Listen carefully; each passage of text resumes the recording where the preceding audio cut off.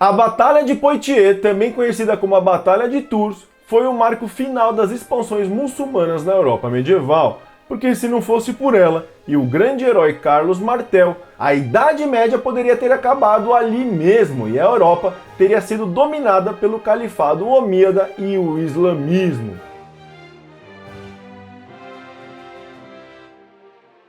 Olá pessoas, eu sou o Bruno de Palma e depois de muitos pedidos mesmo e também seguindo a playlist das cruzadas medievais, vamos falar sobre a famosíssima Batalha de Poitiers, onde o franco-merovingio Carlos Martel sentou a porrada nos muçulmanos do Califado Omíada, interrompendo assim as expansões muçulmanas na Europa medieval e garantindo que a Idade Média e o cristianismo continuassem por séculos. Além disso, essa batalha foi o início de todo o feudalismo. Bora falar sobre tudo isso, mas antes, já sabe, curte, comenta e compartilha esse vídeo para me ajudar a crescer o Caverna.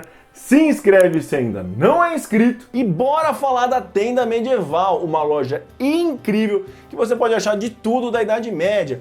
Os caras têm faca, os caras têm escudo, os caras têm machado, tem caneca, tem hidromel, tem decoração e, é claro, tem espada. Um monte de espada, adaga, faca, tudo o que você quiser da era medieval, de filme, de jogo, tem Game of Thrones, tem Senhor dos Anéis, tem de anime, tem um monte de coisa, então já sabe, primeiro link aqui embaixo, clica lá, confere a loja, dá um apoio pro Caverna e ainda usa o nosso cupom do Caverna para ganhar 10% de desconto. Bora aí, enche sua parede de espada. Bom, lá na playlist das cruzadas medievais eu já falei sobre o Califado Omíada e como eles queriam invadir toda a Europa, começando pela Península Ibérica, usando os bereberes africanos, ou os sarracenos, ou ainda mouros, para fazer isso. Os omíadas buscavam a sua expansão e a riqueza, com pilhagens nas terras europeias, mas eles deram de cara com uma outra força em expansão, os francos. A tribo franca, como fala lá no vídeo dos germânicos, foram a primeira tribo que realmente deu início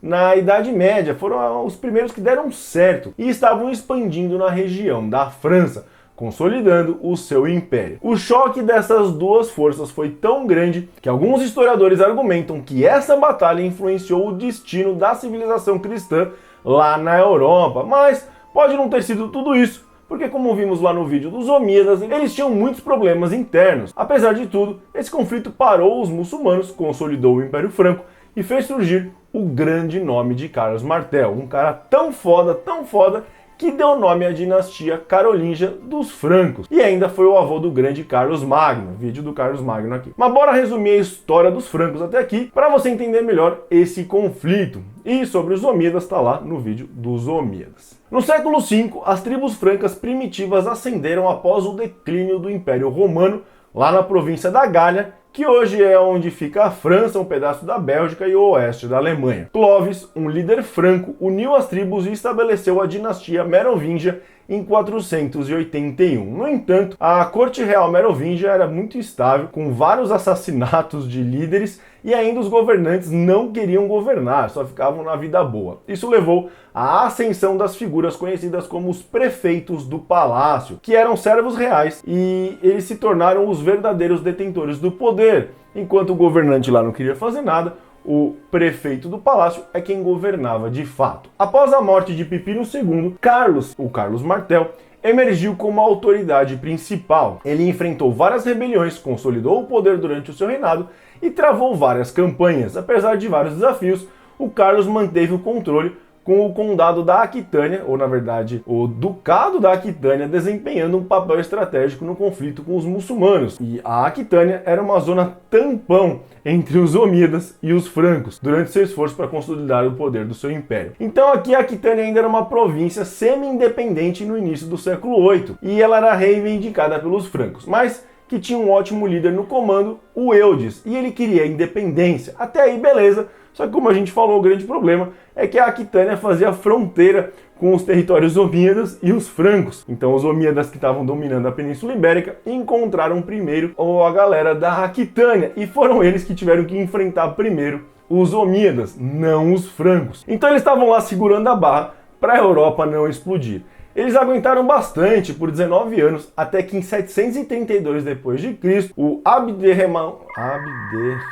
o líder muçulmano Abderramão, que era o governante da Espanha, invadiu a Aquitânia, conquistando a capital Bordeaux. Aí, com o seu exército derrotado, o Eudes foi forçado a cavalgar para o norte em busca da ajuda de Carlos. E você sabe, né? Os dois estavam lá se enfrentando para ver se ia ser independente ou não a Aquitânia. Eles não se gostavam, mas, felizmente para Carlos e Eudes, o exército omíada passou meses saqueando Bordeaux e deu tempo deles se reconciliarem, fazer a paz, virarem amiguinhos de novo. E eles conseguiram reunir uma grande força militar e partiram para o sul para pegar os omíadas na porrada. Assim, a Batalha de Poitiers aconteceu em 10 de outubro de 732, em algum lugar entre a cidade de Tours e a cidade de Poitiers. Por isso que ela pode ser chamada de Batalha de Poitiers ou ainda Batalha de Tours. O exército omíada era composto quase que completamente pelos bereberes do norte da África, a gente fala isso lá no vídeo dos omíadas, e as forças francas também eram formadas por várias tribos germânicas. Todo mundo estava com medo dos muçulmanos entrarem e tomarem tudo. Ambos os exércitos tinham uma infantaria, mas as forças omíadas dependiam muito da sua cavalaria. E aqui uma curiosidade, os omíadas já tinham o estribo, coisa que os francos ainda não tinham inventado. O estribo garantia que o cavaleiro se prendesse melhor ao cavalo, podendo usar as duas mãos para lutar. Muitos consideram o estribo como o início da cavalaria na Idade Média. Não foi só isso, mas óbvio que o estribo ajudou bastante. Estima-se que o exército omíada tinha cerca de 25 mil soldados, enquanto as forças francas tinham 20 mil.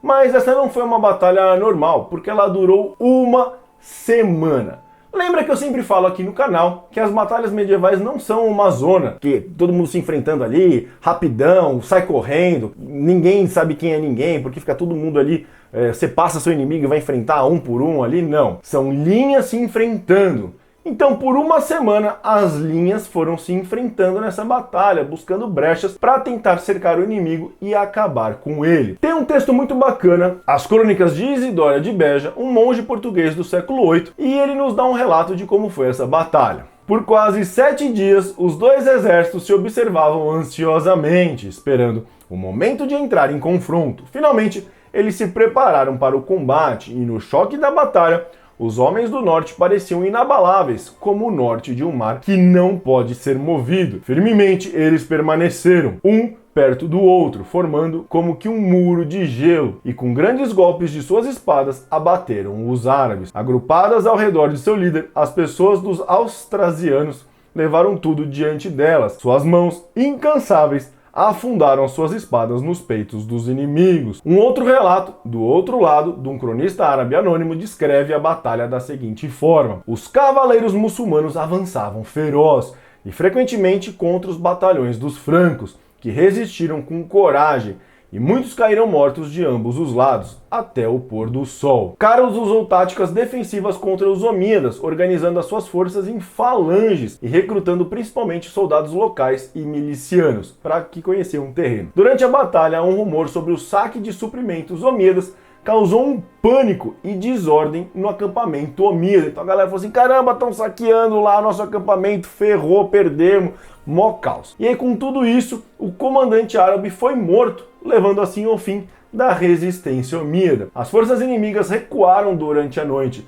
Mesmo assim, os francos foram atrás deles, não queriam deixar ninguém vivo. O líder da Aquitânia foi pelo sul, enquanto Carlos marchou para o norte. Mas o Carlos foi bem espertinho aqui, porque ele não quis acabar com os omíadas e depois invadir a Península Ibérica. Qual que era a parada? Ele queria deixar a Aquitânia ocupada, porque lembra que o cara da Aquitânia estava lá falando, eu quero ser independente? Aí o Carlos pensou assim, vamos derrotar aqui os omíadas, mas deixa eles lá, porque a Aquitânia vai ficar ocupada batendo neles e não vai querer ficar querendo independência aqui dos francos e querer ficar batendo na gente. Malandrão, né? Malandrão. Então, existe uma grande discussão sobre se a vitória cristã em Poitiers teria salvado a Europa medieval dos muçulmanos, mas pouco se fala da falta de interesse dos francos em expulsar os muçulmanos da Península Ibérica. Pensa bem nisso. Os caras trucidaram os muçulmanos nessa batalha. Por que não continuou e expulsou todos eles da Península Ibérica? Porque isso teria resolvido o problema da Reconquista em décadas e não em séculos como foi. A Reconquista durou até o século XV. Então fica aí essa discussão e muito provavelmente é porque o Carlos Martel não tinha interesse em expulsar, porque ele queria ali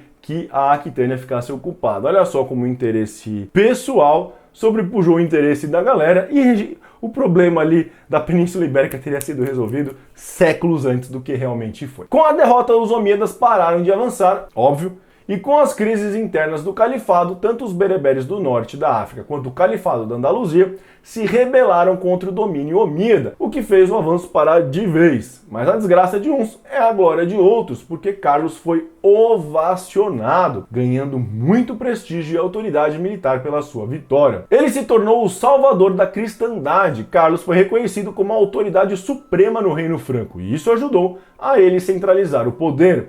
Uma curiosidade legal é que o seu poder ficou tão grande que ele pagou os seus seguidores, a galera que ajudou ele, com um patrimônio da Igreja Católica, mostrando como a balança do poder estava bem pendente para o seu lado. Dessa forma, Carlos reforçou a lealdade dos seus seguidores por meio desses presentes, ao mesmo tempo que aumentou o seu controle sobre as suas terras no Reino Franco, colocando comandantes militares que eram confiáveis no comando de cada província do Reino Franco. Guarda essa informação que daqui a pouco a gente vai voltar nela. Como o salvador da cristandade, ele conseguiu forçar a igreja a dar seus bens para ele, usar como presente, e isso fez com que ele consolidasse o primeiro império da Idade Média, o Império Franco-Carolíngio, que levou o seu nome. Mas não apenas isso, essa distribuição de poder, que a gente acabou de falar, colocando comandantes de confiança nas suas terras, foi o início da organização política que reinou por quase toda a Idade Média. Esse foi o início do feudalismo, porque os carolíngios foram quem começaram a colocar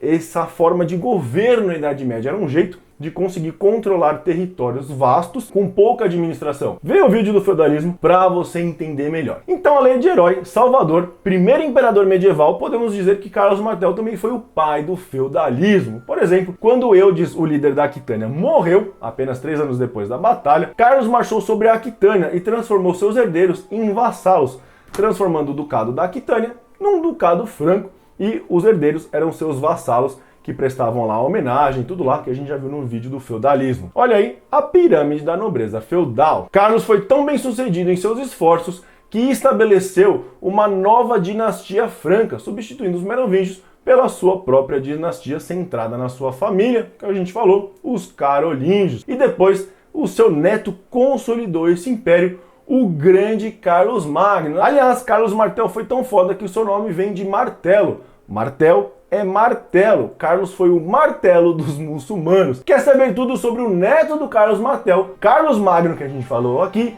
É só clicar nesse vídeo. Obrigado por estar aqui até o final. Se inscreve se ainda não é inscrito. Nos vemos amanhã no próximo vídeo. Falou!